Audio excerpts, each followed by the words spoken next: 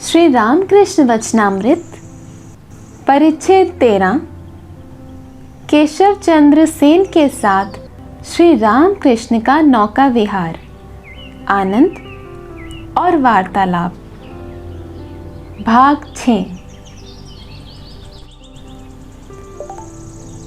केशव आदि ब्राह्म भक्तों को कर्म योग संबंधी उपदेश। श्री रामकृष्ण केशवादि से, तुम लोग दुनिया का भला करने की बातें करते हो। क्या दुनिया इतनी छोटी है? और तुम कौन हो दुनिया का भला करने वाले? साधना के द्वारा ईश्वर का साक्षात्कार कर लो, उनका लाभ कर लो। वे यदि शक्ति दें तो सबका हित कर सकोगे, अन्यथा नहीं। एक भक्त जब तक ईश्वर लाभ ना हो जाए तब तक क्या सब कर्म त्याग दें? श्री रामकृष्ण, नहीं। कर्मों का त्याग क्यों करोगे? ईश्वर का चिंतन, उनका नाम गुणगान, नित्य कर्म, यह सब करना पड़ेगा। ब्रह्म भक्त, संसार का कर्म, वैश्विक कर्म। श्री रामकृष्ण, हाँ, वह भी करो। संसार यात्रा के निर्वाह के लिए जितना आवश्यक हो उतना ही, परंतु निर्जन में रो रो कर ईश्वर से प्रार्थना करनी होगी ताकि इन कर्मों को निष्काम भाव से किया जा सके। कहो, हे ईश्वर, मेरे विषय कर्म कम कर दो, क्योंकि प्रभु, मैं देख रहा हूँ कि ज़्यादा कामकाज के आ पड़ने से मैं तुम्हें भूल जाता हूँ।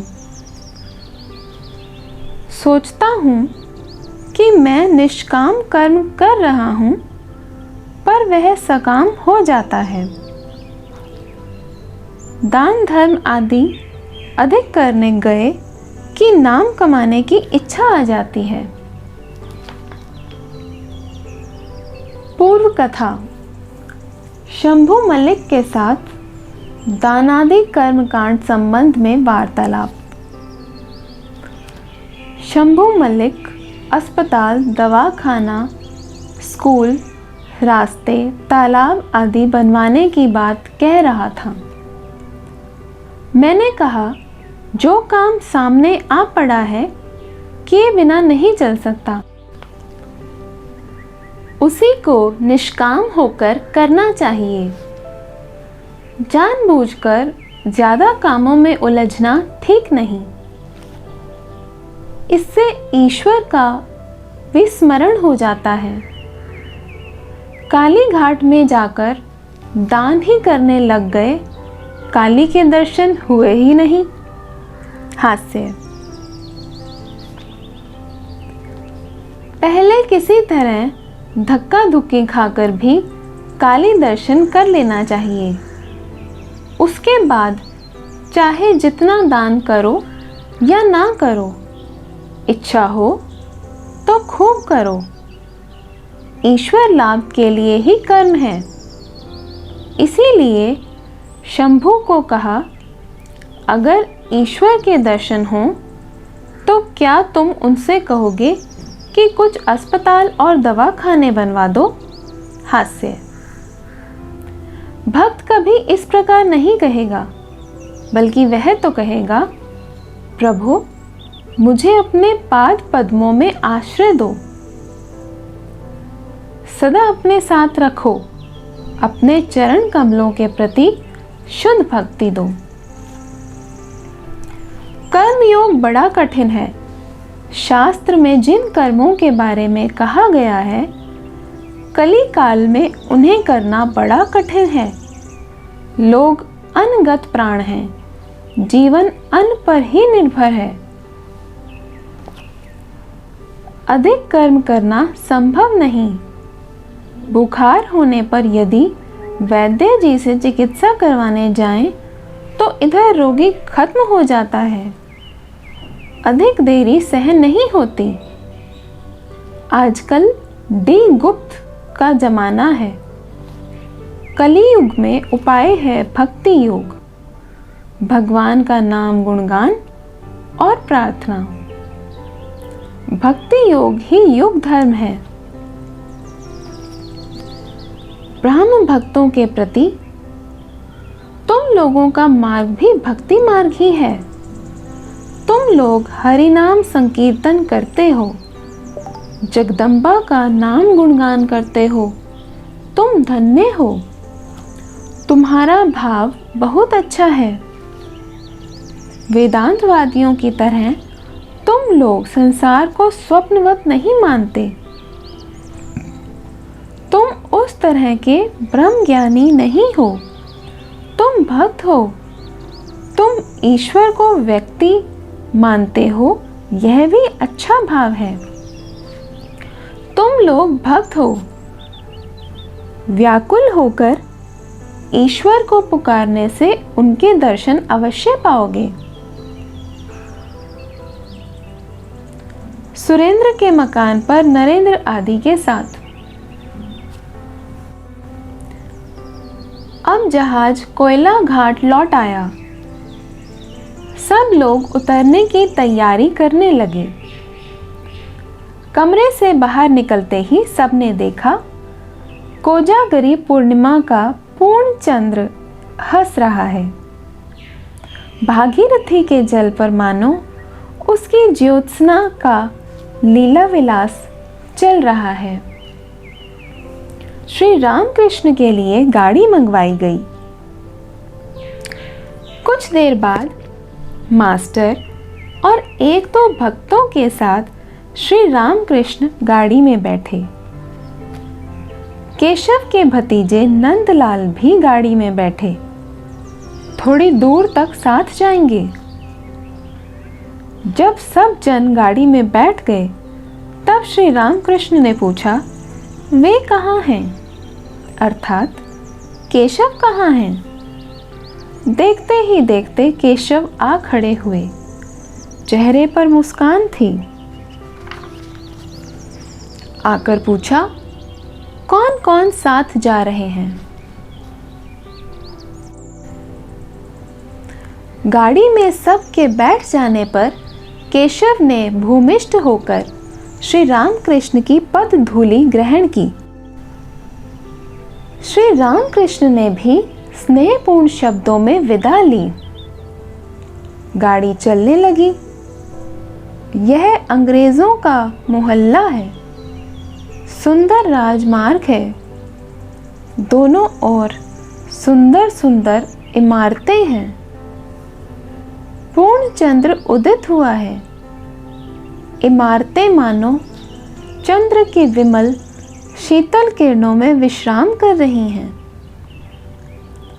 दरवाजों पर गैस बत्तियां, कमरों के भीतर दीपमालाएं जगमगा रही हैं।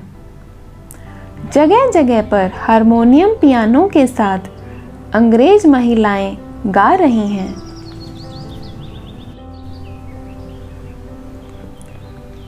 श्री रामकृष्ण आनंद से मृदु हास्य करते हुए जा रहे हैं।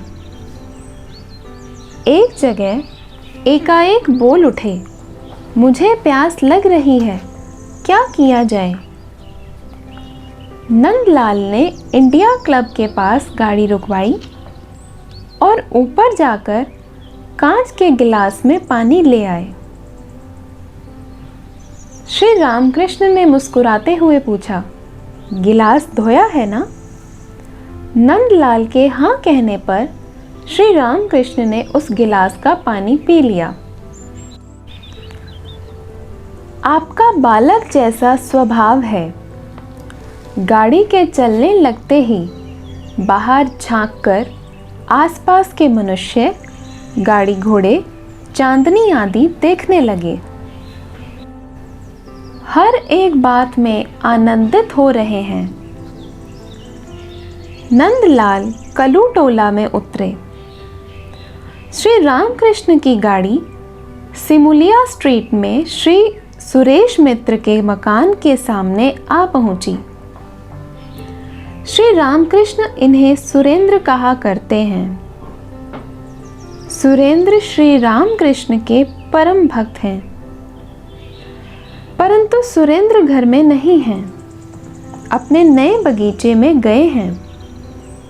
घर के लोगों ने बैठने के लिए नीचे का कमरा खोल दिया। गाड़ी का किराया देना होगा, कौन देगा? अगर सुरेंद्र होते तो वे ही देते। श्री रामकृष्ण ने एक भक्त से कहा, किराया घर की स्त्रियों से मांग लो ना, क्या वे नहीं जानती कि उनके पति वहां आया जाया करते हैं? सब हंसते हैं। नरेंद्र उसी मोहल्ले में रहते हैं। श्री रामकृष्ण ने नरेंद्र को बुला लाने कहा। घर वालों ने श्री रामकृष्ण को दूसरे मंजिले पर ले जाकर बैठाया। कमरे की फर्श पर बिछाइयत बिछी हुई है, उस पर 2-4 तकिए रखे हैं। दीवार पर सुरेंद्र के द्वारा विशेष प्रयत्नपूर्वक बनवाया हुआ तैल चित्र है, जिसमें श्री रामकृष्ण केशव को हिंदू, मुसलमान, ईसाई, बौद्ध आदि सब धर्म तथा वैष्णव, शाक्त, शैव आदि सब संप्रदायों का समन्वय दिखला रहे हैं। श्री रामकृष्ण प्रसन्न बैठकर मुस्कुराते हुए बातचीत कर रहे हैं। इतने में नरेंद्र आ पहुँचे। अब तो श्री रामकृष्ण का आनंद मानो द्विगुणित हो उठा। आपने कहा, आज केशव सेन के साथ जहाज में बैठकर घूमने गया था। विजय था, ये सब लोग थे। मास्टर को निर्देशित करते हुए कहा, इनसे पूछो, विजय और केशव को मैंने कैसे माँ बेटी का मंगलवार जटिला कुटिला के बिना लीला की पुष्टि नहीं होती, ये सब बातें कही। मास्टर से, क्यों जी? मास्टर, जी हाँ, रात हो गई पर अब भी सुरेंद्र नहीं लौटे। श्री रामकृष्ण दक्षिणेश्वर जाएंगे और अधिक देर नहीं की जा सकती। रात के 10:30 बज गए हैं। राह में चंद्रमा का प्रकाश छाया है। गाड़ी आई, श्री रामकृष्ण चढ़े।